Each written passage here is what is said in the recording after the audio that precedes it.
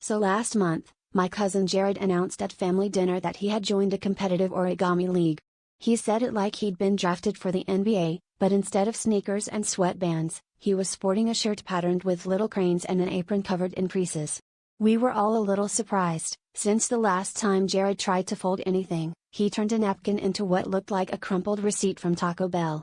But Jared beamed with pride and even handed out little business cards that just said, "Jared, paper athlete." At first, we thought it was just another one of Jared's fleeting interests, like extreme ironing or speed Sudoku. But he started taking it seriously. He bought books with titles like Zen and the Art of Crease Maintenance and the 7 Habits of Highly Effective Folders. He even started practicing in the middle of conversations. One minute I was telling him about my new job, the next he handed me a tiny, misshapen frog and whispered, "For luck." The league was apparently cutthroat, with talk of sabotage via glue sticks and rumors that one guy had been disqualified for using cardstock. The day of the big tournament, Jared invited us all to watch. The atmosphere was intense, grown adults hunched over tables, sweat beading on brows, the shuffling of paper echoing through the rec center like 1,000 subtle sighs. Jared made it to the final round, but when the judge announced the last challenge, an origami tarantula in under 2 minutes, his hands started shaking.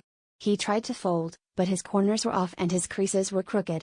By the end, his creation looked less like a spider and more like a very startled pancake. Afterwards, Jared slumped over, defeated, while the winner posed with a trophy shaped like a perfectly symmetrical swan. We tried to cheer him up, but he just sighed and said, "I guess I just have paper-thin nerves."